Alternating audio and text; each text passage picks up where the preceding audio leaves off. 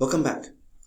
I hope you enjoyed that video on the theoretical approaches to international relations.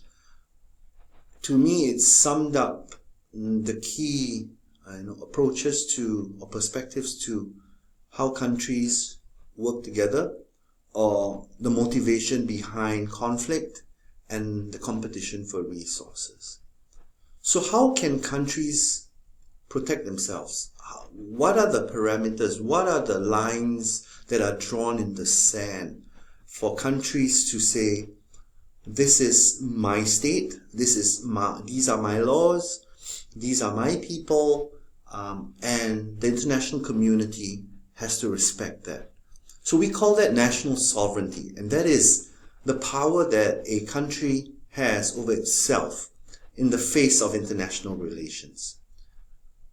International relations theory suggests that there are four components that a state has to fulfill to be sovereign. So we'll go through these four one by one. The first one is borders. A country without borders is not a country at all. It makes a lot of sense. Countries that are in conflict today, many countries that are in conflict today, are in conflict because of a breakdown of borders. If you look at what's happening in Syria, if you look at what's happening in Myanmar with the Rakhine state, if you look at the South China Sea dispute, a lot of conflict is based on territory. And borders define territory. And if there are issues with borders, then there are obviously issues with territory. So what is separating one country from another? A border. And in many instances, a breach on sovereignty is based on the fact that one country does not respect or disregards the borders of another. So the first one is borders. Second component, obviously, is population. You can't be a sovereign state and rule over your people if you don't have a population.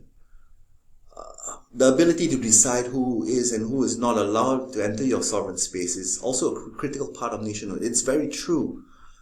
You must ensure that your people are well looked after. You must ensure that your people are protected by your state's laws and are not at risk. The problem comes when you have to decide how your population moves and whether or not people who visit your country and people who come to your country will be will be a good component or addition to your population. Take the US, for example. With Donald Trump taking office in the beginning of this year, in 2017, you see a great push to protect Americans from foreigners. And you see issues like the travel ban. You see, take the first one in borders, you see the proposal to set up a huge wall with Mexico.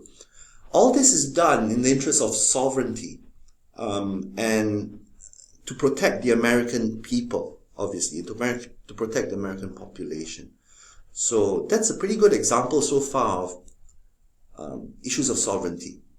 The third component that a country must have stable is legitimacy. And that is that to be sovereign, the government must have the legitimate right to write, enforce, and adjudicate its laws. In other words, the government must be stable.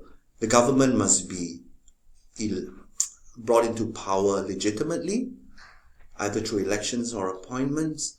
The government must show that it is stable and strong enough to carry out the work it does to maintain a sovereign country.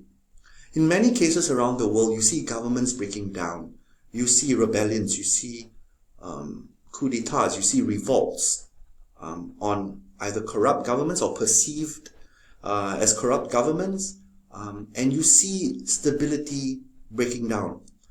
When there is no government in charge, when there's anarchy, there can't be sovereignty.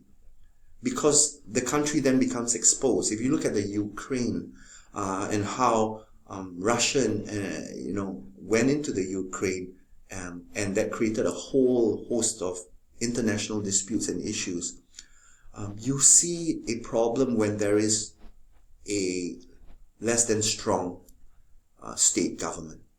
So it's got to have legitimacy, and the laws have to be fair, the laws have to be adjudicated, they have to be enforced. As you can look at this issue of legitimacy as well in more stable states.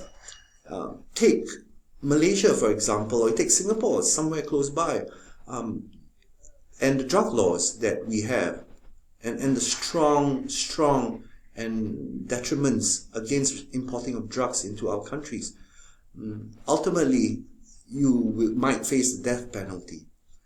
You will have protests from other countries about how inhumane these laws can be. But the fact is that when someone brings drugs into our country, knowingly, in full knowledge of the fact that he or she could be hanged for the offense, then Singapore has every prerogative and every right to ensure that the country is safe from the import of drugs. And maybe the capital punishment is a strong deterrent.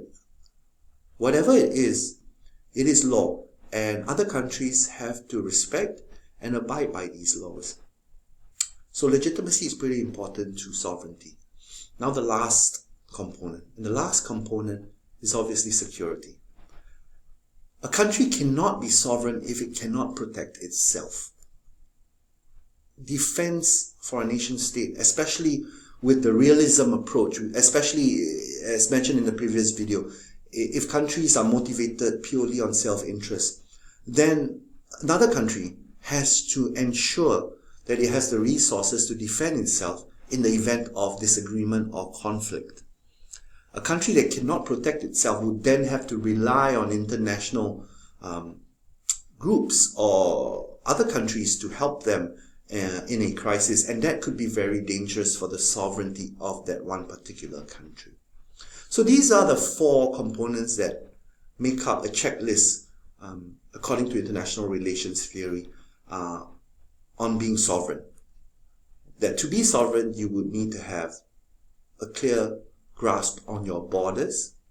You would need to be able to look after your population and to ensure peace amongst them.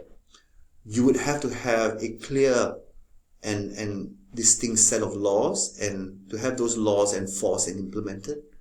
And you need to be able to defend yourself. Now, what happens when sovereignty breaks down?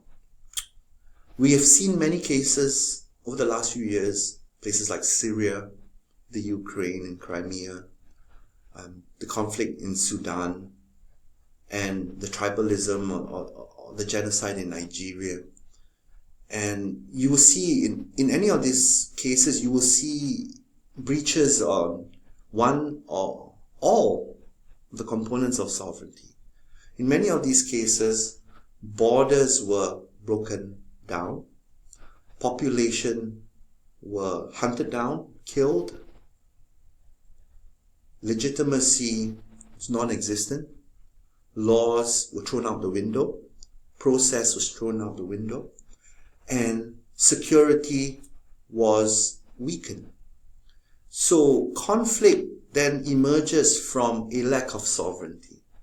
And that is very, very important for all states who wish to remain independent and peaceful and stable. Now, especially today, you will see that with impending globalism, with the global culture, the global village, and the interdependence of business and travel and migration, sovereignty is getting harder and harder for many governments of states to maintain. Because on one hand, you need to work with other countries, you need to have transparent borders, you need to allow for population to move around, you need to work together with other countries on laws, and the laws have to be adjusted as time goes by to enable globalism, to enable the exchange of trade, the exchange of goods and services and communication.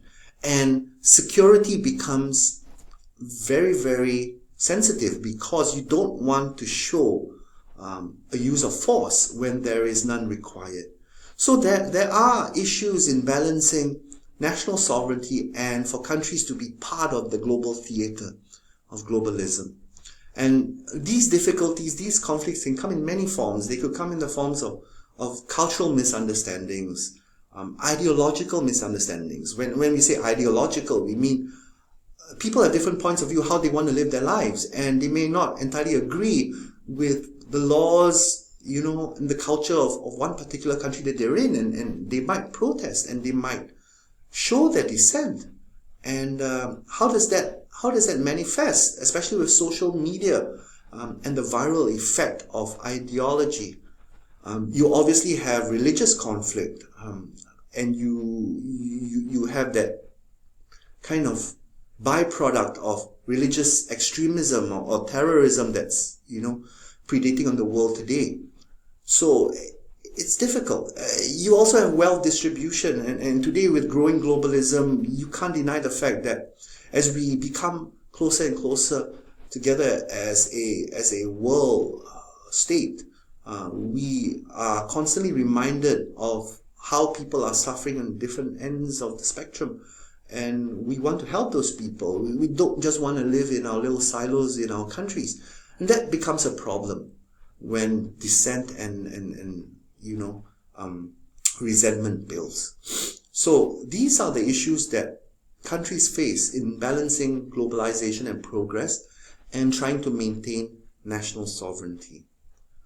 I'd like you to watch another clip now as we move towards a more specific area, and that is the small state.